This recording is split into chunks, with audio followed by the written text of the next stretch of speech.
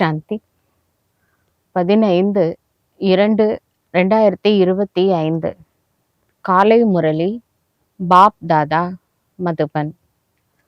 இனிமையான குழந்தைகளே, தந்தை உங்களுக்கு தெய்வீக தர்மம் மற்றும் உயர்ந்த கர்மங்கள் குறித்து கற்றுத் தருகின்றார். ஆகையால உங்களால் எந்த ஒரு அசுரத்தனமான கர்மமும் ஏற்படக்கூடாத புத்தி மிகவும் சுத்தமாக இருக்க வேண்டும். கேள்வி: தேக அபிமானத்தில் வருவதால் முதலாவதாக எந்த பாவம் ஏற்படுகின்றது? பதில்: தேக அபிமானம் இருந்தது என்றால் தந்தையின் நினைவிற்கு பதிலாக தேகதாரியின் நினைவு ஏற்படும். திருஷ்டி கெட்ட நிலையில் போனபடி இருக்கும். கெட்ட சிந்தனைகள் வரும். இது மிகப்பெரிய பாவமாகும். மாயை போர் செய்து கொண்டிருக்கின்றது என்று புரிந்து கொள்ள வேண்டும். உடன் எச்சரிக்கை அடைய வேண்டும். ஓம் சாந்தி. ஆன்மீக தந்தை ஆன்மீக குழந்தைகளுக்கு புரிய வைத்து கொண்டே இருக்கின்றார். ஆன்மீக தந்தை எங்கிருந்து வந்தார்? ஆன்மீக உலகத்திலிருந்து வந்தார். அதனை நிர்வாண தாமம், சாந்தி தாமம் என்று சொல்கின்றோம். இது கீதையின் விஷயமாகும். அந்த கீதையில கூட கிருஷ்ணர் சொல்றதா சொல்லப்படுது. நான் இருக்கிற இடம் ஸ்வயம் ஒளி வீசக்கூடிய இடம். அங்க இந்த சூரியன் சந்திரன் நட்சத்திரங்களோட ஒளி அங்க விழாது அப்படின்ற வார்த்தைகள் கீதையில இருக்கு. ஆனா அந்த ஸ்வயம் ஒளி வீசக்கூடிய இடம் அப்படிங்கிறது பரந்தாமம். அங்கு ஸ்வயம் ஆரஞ்சு கலர்ல கோல்டன் ரெட் ரேஸ்னால சூழப்பட்ட இடம். ஆனா அங்க இருக்கக்கூடியவர் இறை தந்தை. நம்ம எல்லாரும் தான். நம்ம எல்லாருடைய வீடு அதுதான்.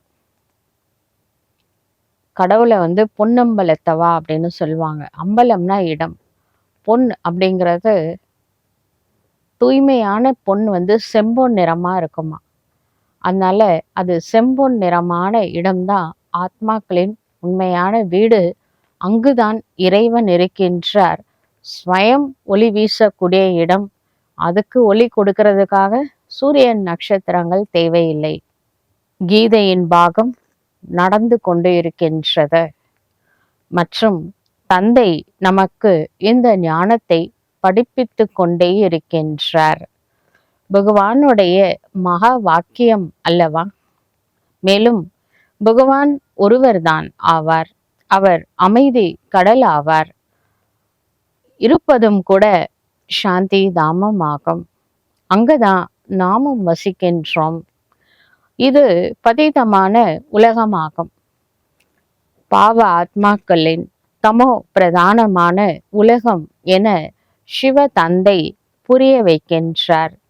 ஆத்மாக்களாகிய நாம் இந்த சமயத்தில் தமோ பிரதானமாக இருக்கின்றோம் என நீங்களும் அறிவீர்கள்.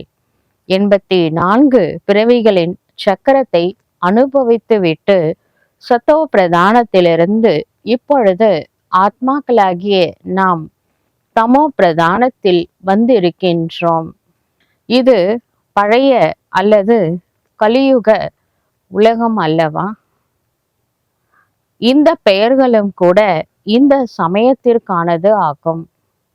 பழைய உலகத்திற்கு பின் புதிய உலகமாக இதே உலகம் மாறுகின்றது. பாரதவாசிகள் இதையும் அறிவார்கள். உலகம் மாற வேண்டியிருந்த பொழுது மகாபாரத போர் ஏற்பட்டது.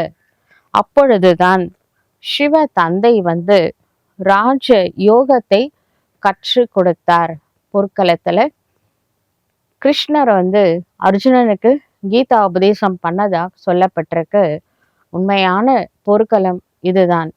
இந்த இடத்துல காட் சிவா ஆன்மீக ஞானத்தை அளிக்கின்றார். தவறு மட்டும் இதில் ஏற்பட்டது. ஒன்று கல்பத்தின் ஆயுளை மறந்துவிட்டனர், மற்றது கீதையின் பகவானையும் மறந்துவிட்டனர். கிருஷ்ணரை இறை தந்தை என்று சொல்ல முடியாத ஆத்மா இறை தந்தையே என சொல்கின்றது.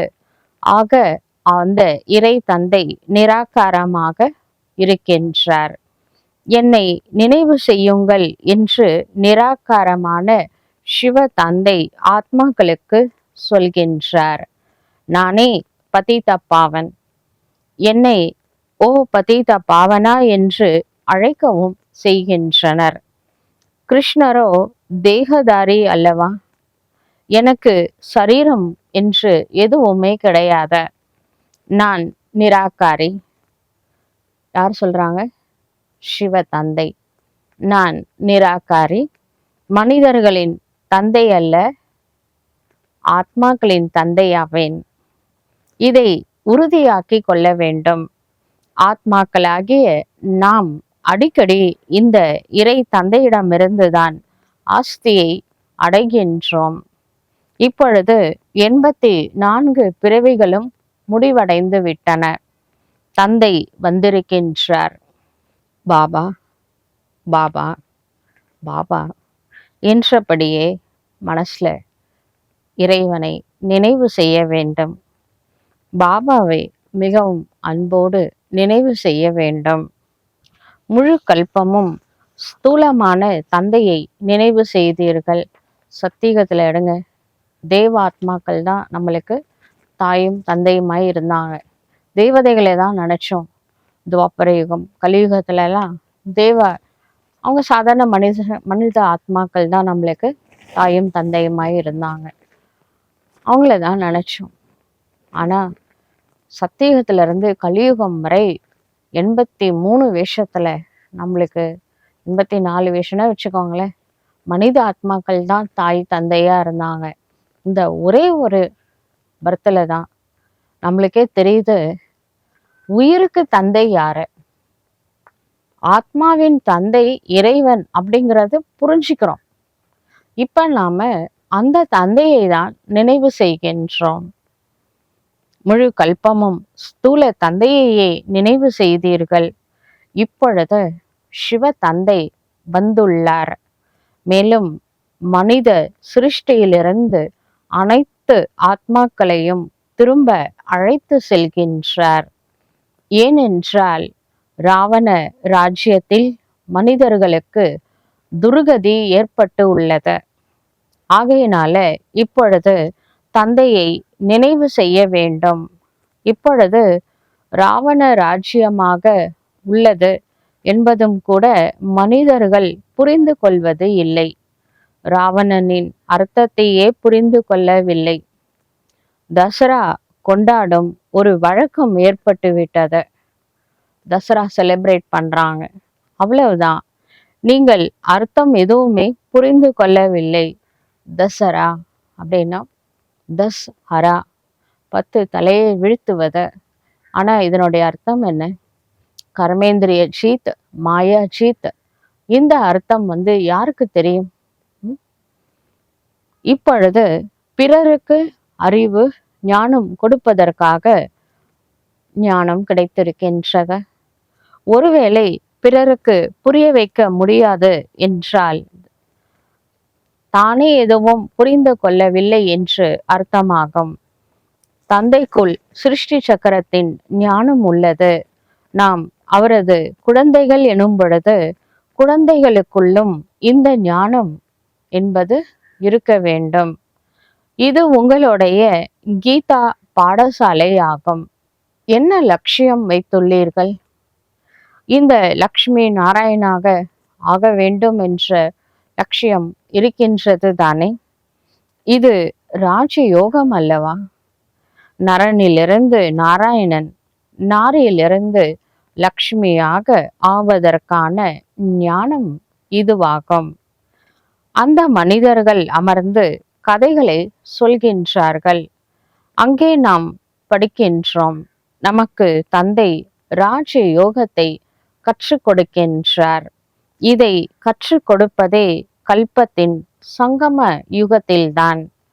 நான் பழைய உலகை மாற்றி புதிய உலகை உருவாக்குவதற்காக வந்துள்ளேன் என சிவ தந்தை கூறுகின்றார்.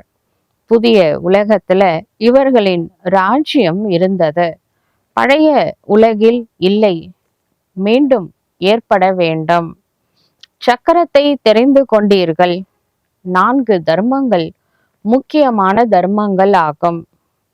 இப்பொழுது தேவதா குலம் இல்லை.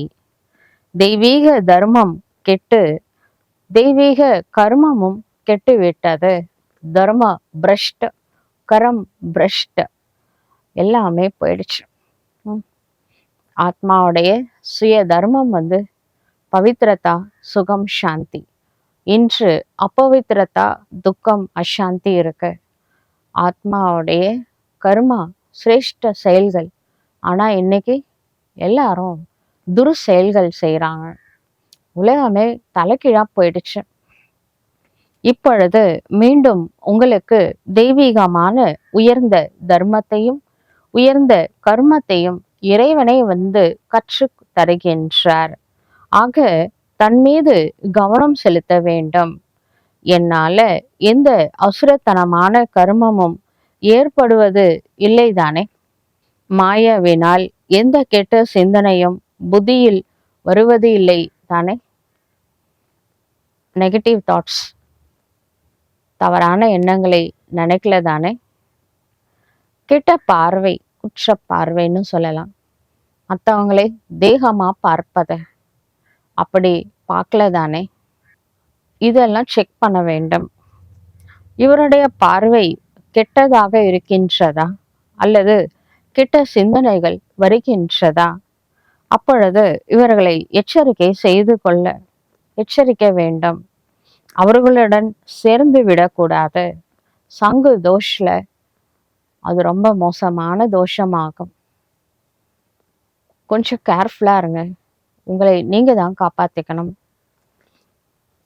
உங்களுக்கு மாயையின் பிரவேசத்தின் காரணமாக இந்த கெட்ட சிந்தனைகள் வருகின்றன. நினைவில் அமரும் பொழுது தந்தையின் நினைவுக்கு பதிலாக எந்த தேகத்தின் மேலாவது சிந்தனை செல்கின்றது என்றால் மாயையிடம் சண்டை ஏற்பட்டு கொண்டிருக்கின்றது என்று அர்த்தம். நான் பாவம் செய்து கொண்டிருக்கின்றேன் என்று புரிந்து கொள்ள வேண்டும். இதுல புத்தி மிகவும் சுத்தமாக இருக்க வேண்டும்.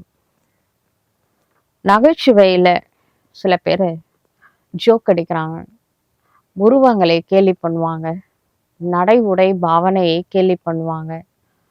மற்றவங்க மனசை புண்படுத்துற மாதிரி வார்த்தையை சொல்லிட்டு அப்புறம் சொல்லுவாங்க, நான் ஜோக்குக்காக சொன்னேன்.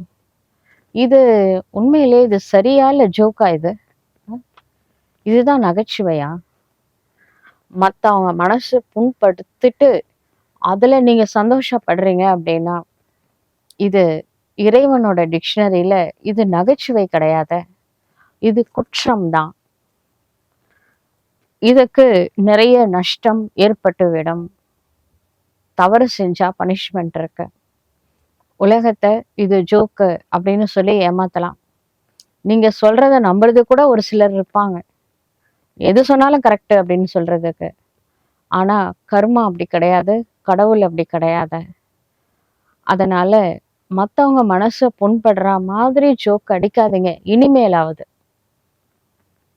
யாரையும் கேலி பண்றது, கிண்டல் பண்றது, மற்றவங்க மனசு புண்படுற மாதிரி பேசுறது, இதெல்லாம் ஜோக்கே கிடையாது. அப்படி ஒரு ஜோக் அடிச்சா ரிட்டர்ன் கிடைக்கும், ஃபேஸ் பண்ண வேண்டி வரும். கெட்ட பேச்சு பேசக்கூடாது, தவறான பார்வையும் பார்க்க கூடாது. அப்படின்னும் பொழுது தவறான வார்த்தைகளை பேசலாமா? நகைச்சுவை முதலானது நான் ஜோக்குக்காக பேசினேன். கடவுளை ஏமாத்த முடியாதுங்க. அவரும் எல்லாம் பார்த்துட்டு தான் இருக்கிறாரு. நீங்க யார்கிட்ட ஜோக் அடிச்சீங்களோ அவங்க அழுதுட்டு இருக்கிறாங்க. அது ஜோக்கா நினைச்சிருந்தா அவங்க ஏன் அழுகுறாங்க? மனசு ஏன் உடையுது? சந்தோஷமா இல்ல பட்டிருக்கணும். நீங்க ஒரு நகைச்சுவை உணர்வோட பேசியிருந்தா, அவங்களும் சந்தோஷம்ல பட்டிருக்கணும். அவங்க அழுகுறாங்கன்னா, அதுக்கு பேரு நகைச்சுவை கிடையாதாச்சே! அ நான் நகைச்சுவைக்காக, கேலியாக பேசினேன். அப்படிலாம் சொல்லக்கூடாது. நகைச்சுவைனா என்ன?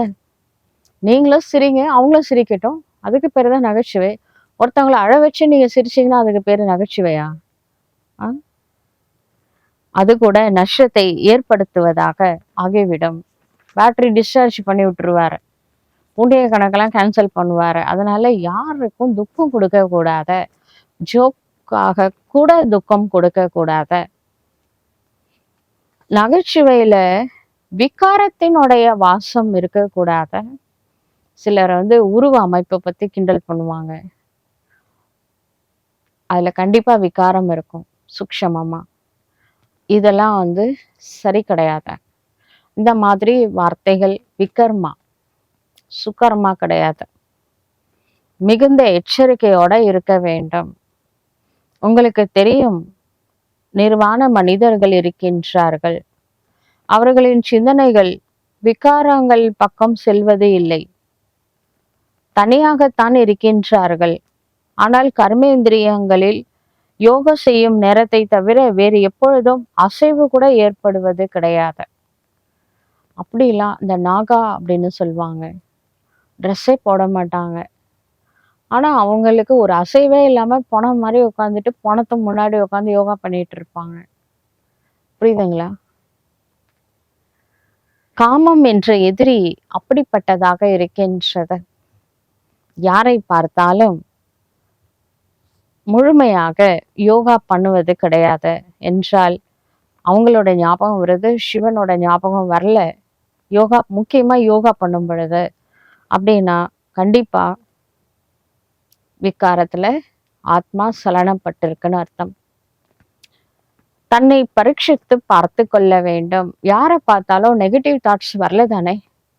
மற்றவங்கள செக் பண்ணாதீங்க, உங்களை நீங்களே செல்ஃப் செக்கிங் பண்ணிக்கோங்க. கண்டிப்பாக, அதாவது நம்ம யோகத்தில் முழுமையாக இருக்கவில்லை என்றால் கண்டிப்பாக சலனம் ஏற்படும். அதனால யோகால இருங்க. யார் என்ன செஞ்சாலும் உங்களுக்கு மனசுல சஞ்சலமோ சலனமோ ஏற்படக்கூடாது. அதில் கவனமாக இருக்க வேண்டும், அட்டென்ஷன் கொடுக்க வேண்டும், தன்னை பரீட்சித்து கொள்ள வேண்டும். தந்தையின் நினைவிலேயே இருந்தீர்கள் என்றால் இது போன்ற எந்த விதமான நோயும் இருக்காது. யோகத்தில் இருப்பதன் மூலம் இது எதுவுமே இருக்காது.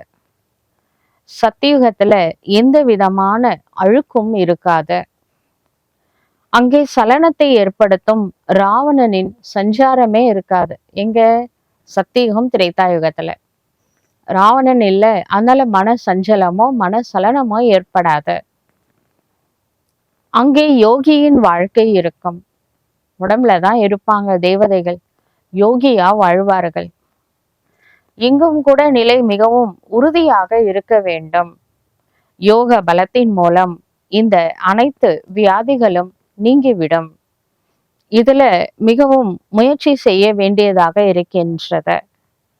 ராஜ்யத்தை எடுப்பது என்பது ஏதோ சித்தி வீட்டிற்கு போகுவது போன்று எளிமையான காரியம் அல்ல. முயற்சி செய்ய வேண்டும் அல்லவா? பாக்கியத்தில் உள்ளது கிடைக்கும் என்பது போல அல்ல. தாரணையே ஏற்படவில்லை என்றால் சில்லறை பதவி பெற தக்கவர் என்று அர்த்தமாகும். பாடங்கள் நிறைய இருக்கும் அல்லவா? சிலர் ஓவியத்துல, சிலர் விளையாட்டுல மதிப்பெண்கள் எடுத்து விடுகின்றனர். அவை பொதுவான பாடங்கள்.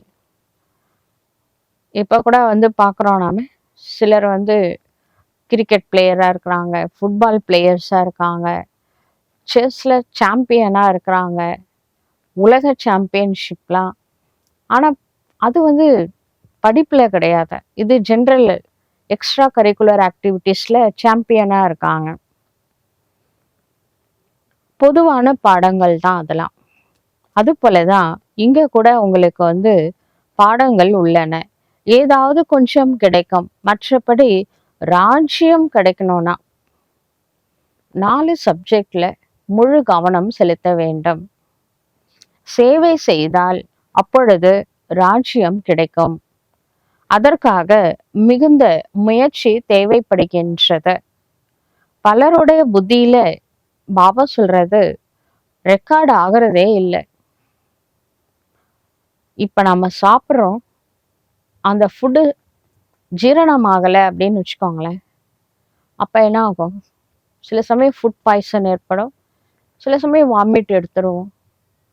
இல்லாட்டி அது அது உடம்புக்கு நல்லது இல்லை. ஜீரணம் செய்யாத உணவு துகள்கள் வயிற்றுல இருக்கிறது நல்லது கிடையாது. ஜீரணம் ஆனாதான் பிளட்டா மாறும். ஜீரணம் ஆகாத பொருட்கள் அது நல்லது இல்லை. உயர் பதவி அடைவதற்கான தைரியம் இல்லை.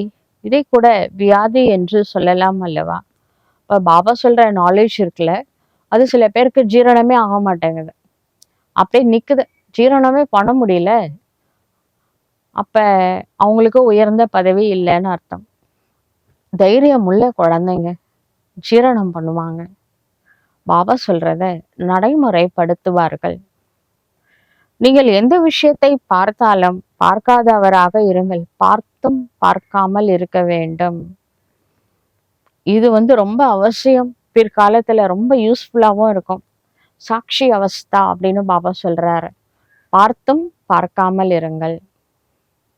ஆன்மீக தந்தையின் நினைவில் இருந்து பிறருக்கு வழிகாட்ட வேண்டும். குருடருக்கு கைத்தடியாக ஆக வேண்டும். நீங்கள் வழியை அறிந்துள்ளீர்கள்.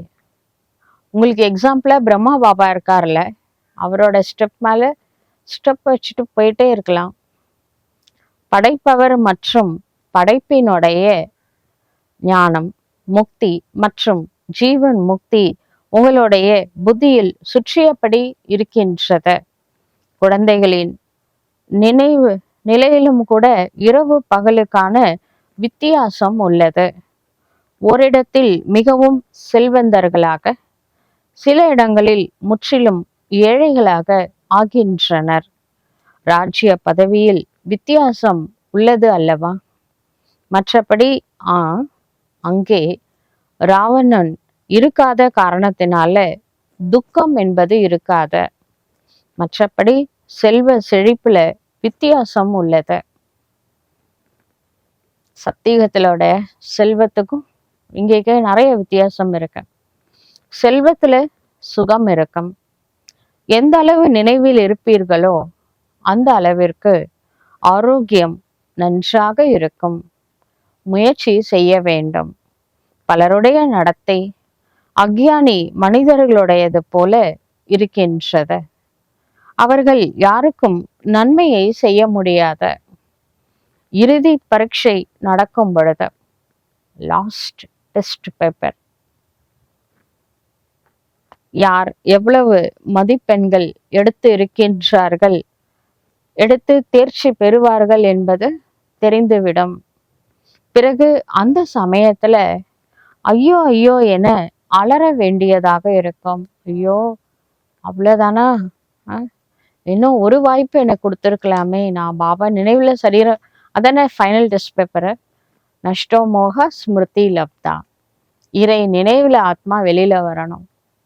கொஞ்சம் அவகாசம் கொடுத்திருந்தா அப்படி வந்திருப்பனே அப்படின்னு ரத்த கண்ணீர் விடுவாங்க லாஸ்ட்ல. பாப் தாதா இருவருமே எவ்வளவுதான் ஃபர்ஸ்ட்ல இருந்தே புரிய வைக்கிறாரு. எவ்வளவு புரிய வைத்தபடி இருக்கின்றார். தந்தை வந்ததே நன்மை செய்வதற்காக. தனது நன்மையையும் செய்து கொள்ள வேண்டும், பிறருடைய நன்மையையும் செய்து கொள்ள வேண்டும். இங்கு தூய்மையற்ற எங்களுக்கு தூய்மையாகும் வழி காட்டுங்கள் தந்தையே என்று தந்தையை அழைக்கவும் செய்கின்றீர்கள். ஆக சிவ தந்தை ஸ்ரீமத் கொடுக்கின்றார். நீங்கள் தன்னை ஆத்மா என புரிந்து கொண்டு தேக அபிமானத்தை விட்டுவிட்டு என்னை நினைவு செய்யுங்கள். எவ்வளவு சகஜமான மருந்தாக உள்ளது. நாங்கள் ஒரு சிவ தந்தையை மட்டுமே ஏற்கின்றோம். என்று சொல்லுங்கள்.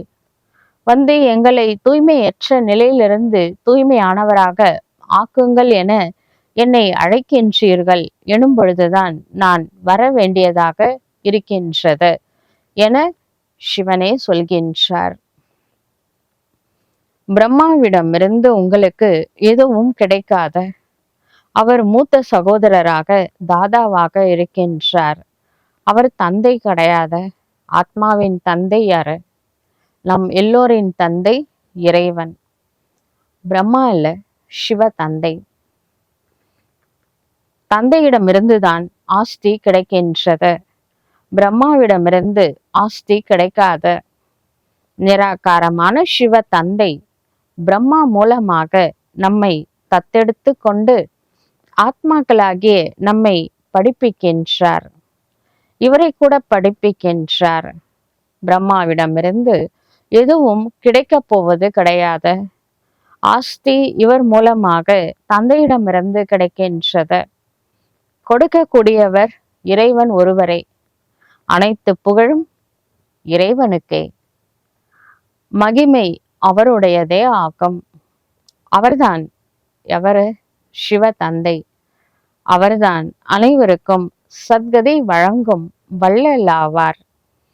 இவர் பிரம்மா பூஜைக்குரியவரிலிருந்து பூஜாரியாக ஆகின்றார். சத்தியுகத்துல இருந்தார். பிறகு 84 பிறவிகளை அனுபவித்து தற்பொழுது தூய்மையற்றவராக ஆகியிருக்கின்றார்.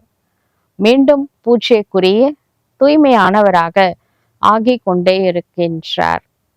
நாம் தந்தையிடமிருந்து இந்த ஞானத்தை கேட்கின்றோம். எந்த மனிதரிடமிருந்தும் கேட்கவில்லை. மனிதர்களுடையது பக்தி மார்க்கமாக உள்ளது. இது ஆன்மீக ஞான மார்க்கமாகும். ஞானம் ஒரு ஞான கடலிடம் மட்டுமே உள்ளது.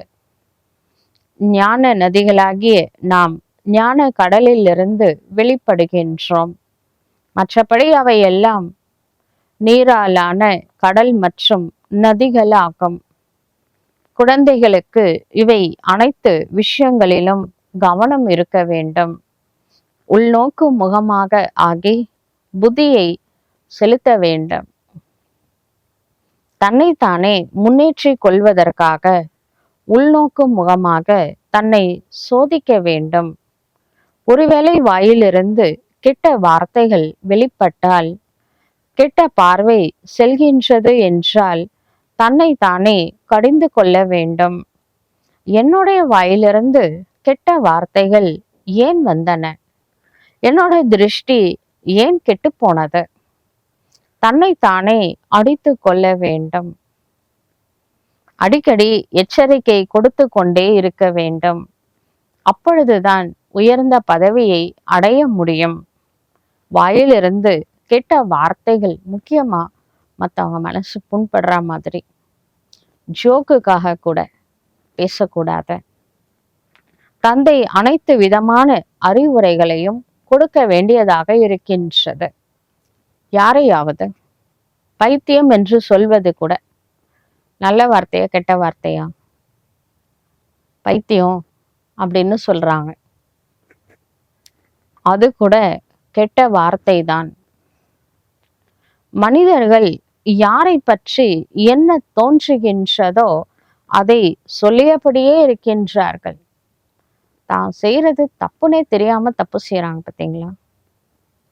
நாம் யாருடைய மகிமையை பாடுகின்றோம் என்பதும் தெரிவது கிடையாது. ஒரே பதீத பாவன் தந்தையினுடைய மகிமை செய்ய வேண்டும். வேறு யாரும் இல்லை. பிரம்மா விஷ்ணு சங்கரை கூட பதீத பாவனர் என சொல்லப்படுவது இல்லை. இவர்கள் யாரையும் பிரம்மா விஷ்ணு சங்கர் ஆத்மாவை தூய்மைப்படுத்த போறது கிடையாது. பதீத பாவனர் ஒரே ஒரு சிவ தந்தை மட்டுமே. பதீத நிலையிலிருந்து பாவனமாக்கக்கூடிய தகுதி, அந்த சக்தி ஒரு சிவ தந்தைக்கு மட்டுமே உள்ளது. ஆத்மாவை தூய்மை செய்யக்கூடிய பவர்.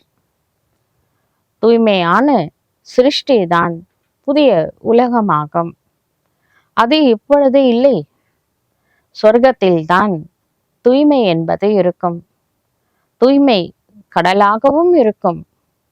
இதுவோ ராவண ராஜ்யமாகும். குழந்தைகள் இப்பொழுது ஆத்ம அபிமானியாக ஆவதற்காக மிகவும் முயற்சி செய்ய வேண்டும்.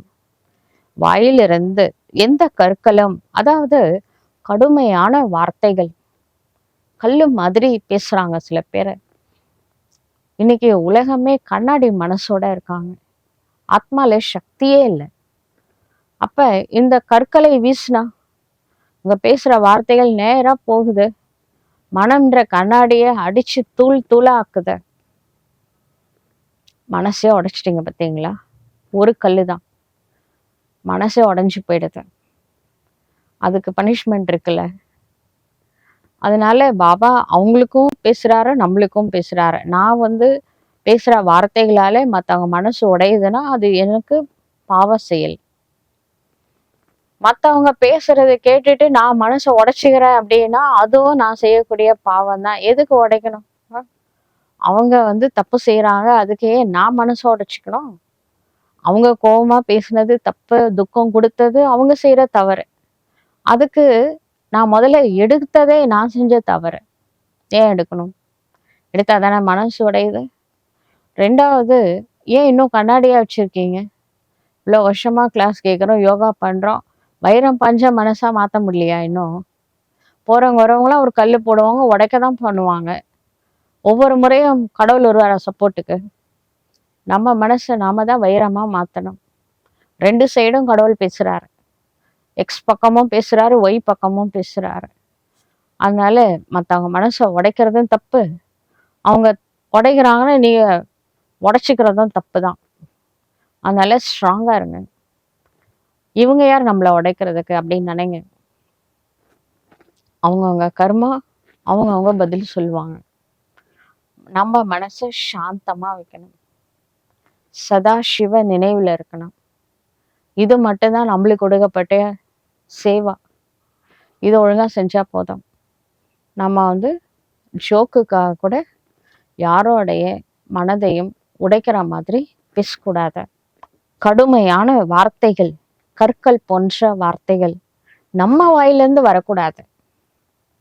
மிகவும் அன்போடு நடந்து கொள்ள வேண்டும். கெட்ட திருஷ்டி கூட பெரும் நஷ்டத்தை ஏற்படுத்திவிடும். இதற்கு அதிகமான முயற்சி தேவைப்படுகின்றது. ஆத்மா அபிமானம் அழிவற்ற அபிமானம் ஆகும். தேக அபிமானம் அழியக்கூடியது. ஆத்மாவை பற்றி உலகத்துல யாருக்குமே தெரியாத. ஆத்மாவிற்கு தந்தை ஒருவன் இருப்பாரு தானே? உடலுக்கு ஒரு தந்தை இருக்காருனா உடலுக்கு தந்தை ஒருவன். நம் எல்லோரின் தந்தை இறைவன். அந்த எல்லோருன்றது ஆத்மாவை குறிக்குது. நம் அனைத்து ஆத்மாக்களின் தந்தை இறைவன். ஆத்மாக்களுக்கும் தந்தை என்று ஒருத்தர் இருக்கிறார். யாரும் அனாதை கிடையாது. அதான் சனாத்தன தர்மத்தை ஸ்தாபனம் செய்யறாரு. நம்மளுக்குன்னு ஒருத்தர் இருக்கிறாருங்க. அவர் டைம் வரும்போது கேள்வி கேட்பாரு. நம்மளுக்காக பேசுறதுக்காக ஒருத்தர் இருக்கிறாரு. அனாதை யாருமே இல்லை, கடவுள் இருக்கிறாரு. அனைவரும் சகோதர சகோதரர்கள் என சொல்லவும் செய்கின்றனர். பிறகு அனைவருக்குள்ளும் பரமாத்மா தந்தை எப்படி அமர்ந்திருக்க முடியும்? ஈஸ்வர் சர்வவியாபின்னு எப்படி சொல்லலாம்? அனைவருக்கும் எப்படி தந்தை ஆக முடியும்? ஒரு மனிதன் எல்லாருக்கும் தந்தை ஆக முடியுமா? அது இறைவனோட செயலாச்சு. இவ்வளவு கூட புத்தி இல்லை. அனைவரின் தந்தை ஒரே ஒருவர் தான். அவரிடமிருந்து தான் ஆஸ்தி கிடைக்க முடியும். அவருடைய பெயர் சிவன் அப்படின்னு நாம சொல்றோம்.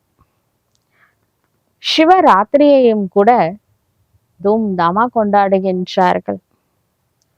ருத்ர ராத்திரி அல்லது கிருஷ்ண ராத்திரி என்று சொல்வதே கிடையாது. மனிதர்கள் கொஞ்சமும் இந்த ஞானத்தை புரிந்து கொள்வதே கிடையாது. இவை அனைத்தும் அவருடைய ரூபமாகும், அவருடைய லீலையாகும். இதெல்லாம் மட்டும் சொல்றாங்க. எல்லைக்கு அப்பாற்பட்ட தந்தையிடமிருந்து எல்லைக்கு அப்பாற்பட்ட ஆஸ்தி கிடைக்கின்றது எனும் பொழுது அந்த தந்தையின் சிரேஷ்ட வழிப்படி நாம் நடக்க வேண்டும் என இப்பொழுது நீங்கள் புரிந்து கொண்டு இருக்கின்றீர்கள். என்னை நினைவு செய்யுங்கள் என்று சிவ தந்தை சொல்கின்றார். தொழிலாளர்களும் கூட கற்பிக்க வேண்டும், அப்பொழுது அவர்களின் நன்மை ஏற்படும். மற்றவங்களுக்கும் சொல்லி கொடுங்க, வேலை செஞ்சா கூட கடவுள் நினைவுல செய்யலாம் அப்படின்னு சொல்லிட்டு. ஆனால் நானே நினைவு செய்ய முடியவில்லை எனும் பொழுது மற்றவர்களுக்கு என்ன நினைவு செய்ய வைக்க முடியும்?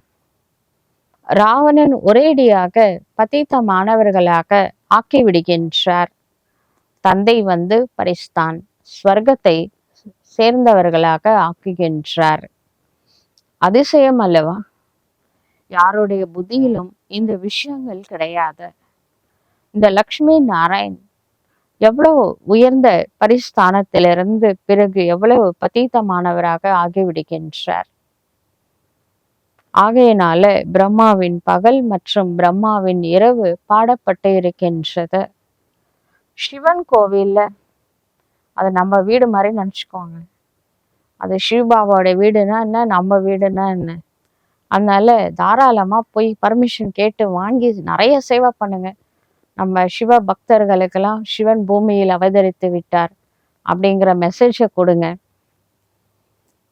சிவன் கோவிலில் நீங்கள் நிறைய சேவை செய்ய முடியும். என்னை நீங்கள் நினைவு செய்யுங்கள் என்று சிவ தந்தை சொல்கின்றார். அந்த மெசேஜை நம்ம பக்தர்களுக்கெல்லாம் கொடுத்துருங்க. வாசல் தோறும் அலைவதை விட்டு விடுங்கள், அப்பாவை நினைங்க. இந்த ஞானமே அமைதியின் ஞானமாகும். தந்தையை நினைவு செய்வதன் மூலமே நீங்கள் சத்தோ பிரதானமாக ஆகிவிடுவீர்கள். இந்த மந்திரத்தை மட்டுமே கொடுத்தபடி இருங்கள். பக்குவப்படும் வரை யாரிடமிருந்தும் பணம் வாங்கக்கூடாது. அறக்குறைபிக்கேவா இருக்கிறாங்க, இப்பதான் ஞானத்துக்கு வந்த புதுசு. உடனே பாபாக்கு இது செய்யணும் அது செய்யணும், நான் பைசா கொடுக்குறேன், வாங்காதீங்க. முதல்ல நீங்க ஞானத்தை தாரணை பண்ணுங்க. கிளாஸ்க்கு வாங்க, யோகா பண்ணுங்க, சேவா கூட அப்புறம் வாங்குங்க. முக்கியமா பண சேவையை உடனே வாங்காதீங்க. அவங்க ரெடி ஆகட்டும். அதனால அரைக்குறையா இருக்கிறவங்க, பக்குவப்படாத வரை யாரிடமிருந்தும் பணம் வாங்கக்கூடாது. நாங்கள் தூய்மையாக இருப்போம் என்று உறுதிமொழி கொடுங்கள். அப்பொழுது உங்கள் கையால் சமைத்ததை சாப்பிட முடியும், எதையும் வாங்கி கொள்ள முடியும் என்று சொல்லுங்கள். பாரதத்தில் கோவில்கள், ஏகமான கோவில்கள் இருக்கின்றன. வெளிநாட்டவர்கள் முதலானவர்கள் யார் வந்தாலும் தந்தையை நினைவு செய்யுங்கள் என்ற செய்தியை அவர்களுக்கு கூறுங்கள். நல்லது. இனிமேலும் இனிமையான, காணாமல் போய் கண்டு எடுக்கப்பட்ட செல்ல குழந்தைகளுக்கு தாயும் தந்தையுமான பாப் தாதாவின் அன்பு நினைவுகளும் காலை வணக்கமும். ஆன்மீக குழந்தைகளுக்கு ஆன்மீக தந்தையின் நமஸ்காரம். ஆன்மீக தந்தைக்கு ஆன்மீக குழந்தைகளின் நமஸ்காரம். தாரணைக்கான முக்கிய சாரம். முதல் பாயிண்ட், விகாரங்களின் வாடை வீசக்கூடிய நகைச்சுவையில் ஈடுபடவே கூடாது. தன்னை மிகுந்த எச்சரிக்கையுடன் வைக்க வேண்டும். வாயிலிருந்து கெட்ட வார்த்தைகள் வெளிவரக்கூடாது. இரண்டாவது பாயிண்ட், ஆத்மா அபிமானியாக ஆவதற்காக அதிகமாக பயிற்சி செய்ய வேண்டும். அனைவரிடமும் அன்புடன் நடந்து கொள்ள வேண்டும். கெட்ட திருஷ்டி வைக்கக்கூடாது. கெட்ட திருஷ்டி செல்கின்றது என்றால் தனக்கு தானே தண்டனை கொடுத்து கொள்ள வேண்டும். வரதானம். நிரந்தர நினைவு மற்றும் சேவையினுடைய சமநிலையின் மூலம் குழந்தை பருவ குறும்புத்தனத்தை முடிவடைய செய்யக்கூடிய வானப்பிரஸ்தி ஆகுக. சின்ன சின்ன விஷயங்களில் சங்கம யுகத்தின் விலைமதிப்பற்ற நேரத்தை குழந்தை பருவ குறும்புத்தனத்தினால் இழக்கக்கூடாது. இப்பொழுது இந்த குறும்புத்தனம் அழகு அல்ல. தந்தையின் நினைவு மற்றும் சேவை என்ற இந்த ஒரே ஒரு காரியம் மட்டும் வானப்பிரஸ்த நிலையில் இருக்கின்றது. இதை தவிர வேறு எதனுடைய நினைவும் வரக்கூடாது. எழுந்திருக்கும் பொழுதும் கூட நினைவு மற்றும் சேவை, தூங்கும் பொழுதும் கூட நினைவு மற்றும் சேவை நிரந்தரமாக இந்த சமநிலையில் இருக்க வேண்டும். திரிகாலதரிசி ஆகி குழந்தை பருவத்தின் விஷயங்கள் மற்றும் குழந்தை பருவ சன்ஸ்காரங்களை முடிவு விழா கொண்டாடுங்கள்.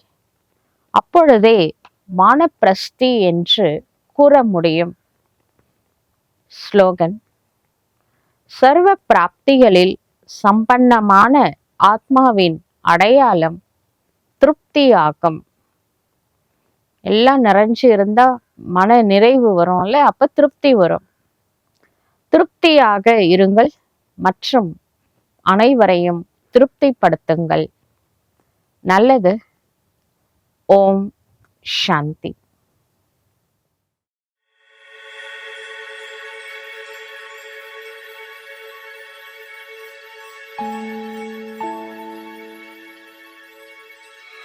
Thank you.